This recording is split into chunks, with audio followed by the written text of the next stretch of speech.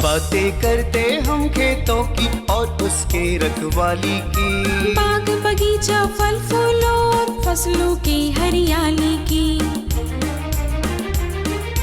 हम बीजों की बातें करते उत्तम जल संसाधन की, हम तकनीकी बातें करते फसलों के उत्पादन की।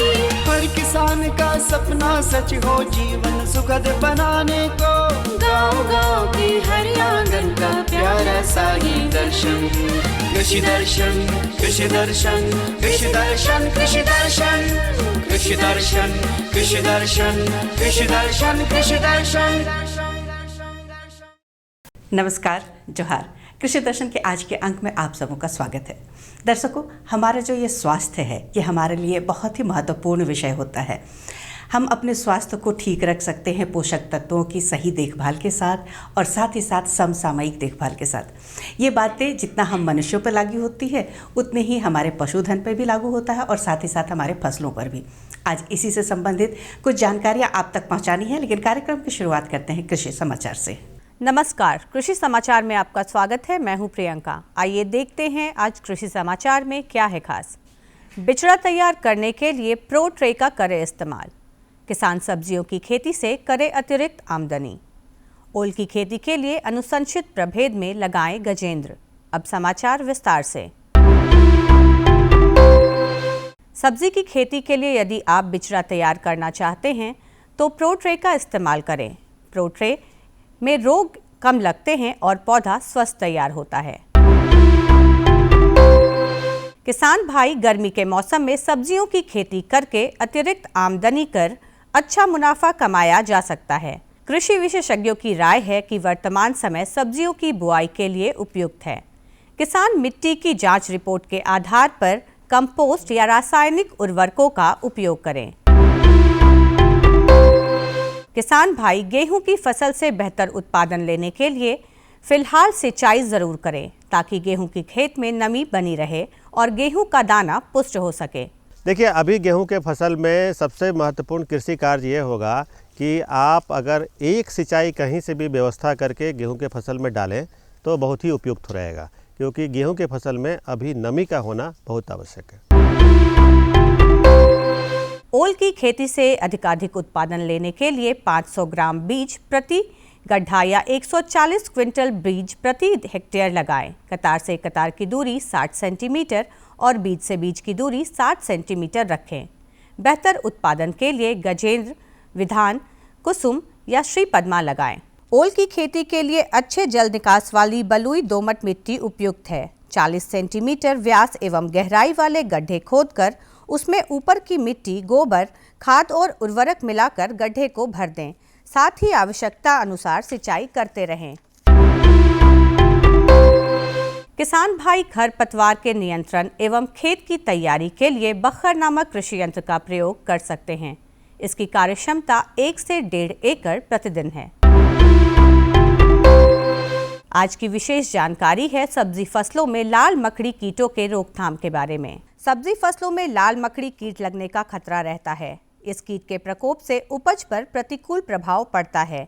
किसान भाई सब्जी फसलों में लाल मकड़ी कीट के नियंत्रण के लिए डाइकोफॉल या एथियान नामक दवा की 18.5 मिलीलीटर मात्रा में नीम का साबुन या नीम का तेल मिलाकर घोल बनाएं और फसल पर छिड़काव करें। और अब एक नजर राज्य के 5 प्रमुख शहरों के मौसम के मिजाज पर। आज राज्य के 5 प्रमुख नगरों के अधिकतम और न्यूनतम तापमान कुछ इस प्रकार दर्ज किए गए। रांची का अधिकतम तापमान रहा। कृषि समाचार में आज इतना ही। अगले दिन अगले अंक में फिर मुलाकात होगी कुछ ताज़ा तरीन खबरों के साथ। तब तक के लिए दीजिए इजाजत। नमस्कार, जोहार। कृषि समाचार के बाद वक्त होता है एक छोटे से विराम का। मिलते हैं इस विराम के बाद। क्रांति, एक नए युग का आगाज। मधु क्रांति विकास के नए रास्ते खोल रही है। मधुमक्खी पालकों के जीवन स्तर को बेहतर बना रही है। साथ ही पूरी दुनिया में शहद के क्षेत्र में भारत को एक नई पहचान दिला रही है।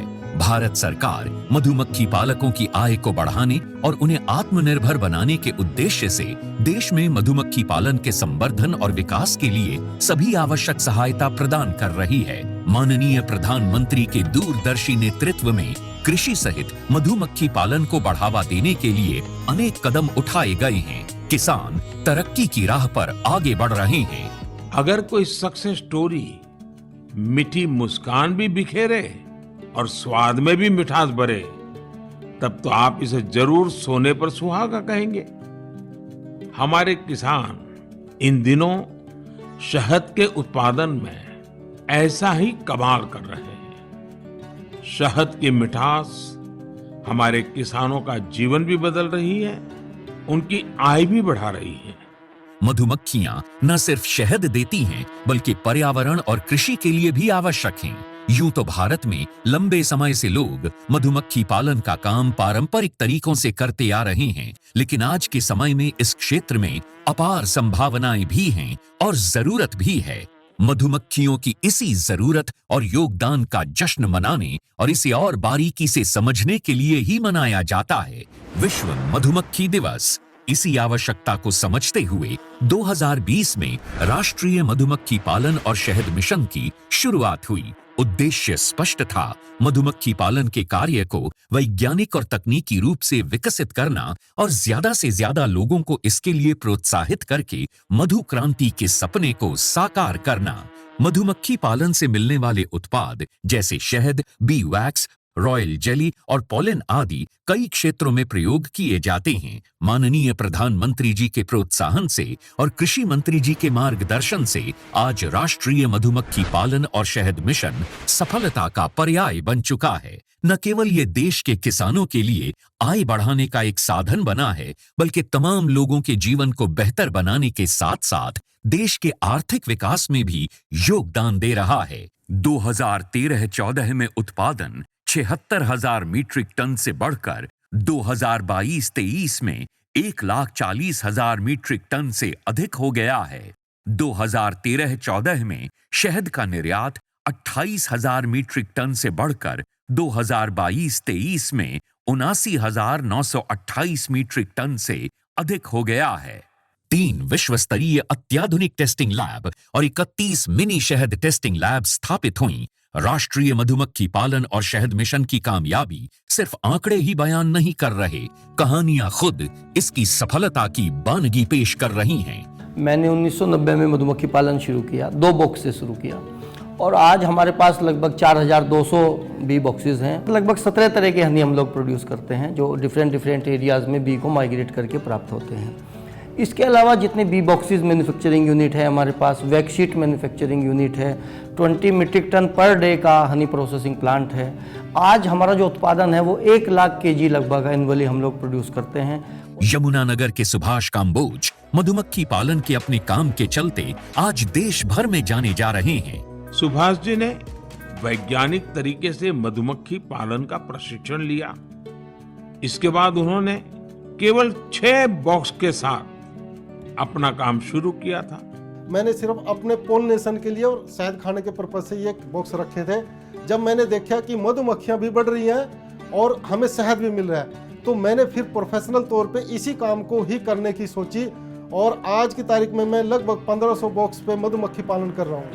ज्यादा से ज्यादा लोग इस मिशन का हिस्सा बन रहे हैं। इतना ही नहीं, ये मिशन नारी शक्ति को और अधिक सशक्त बनाने में भी बड़ा योगदान दे रहा है। अभी तक महिलाओं के 164 स्वयं सहायता समूहों को इससे जोड़ा जा चुका है। इसी तरह मधु क्रांति पोर्टल पर अभी तक लगभग 14,000 से अधिक पालक और 22 लाख से अधिक कॉलोनीज रजिस्टर हो चुकी हैं। आज भारत प्राकृतिक शहद का 6वां सबसे बड़ा निर्यातक देश है। भारत मधुमक्खी पालन और शहद उत्पादन के क्षेत्र में सारी दुनिया के लिए एक मिसाल के तौर पर उभर कर सामने आ रहा है। मधु क्रांति आय और रोजगार के अवसर बढ़ाए।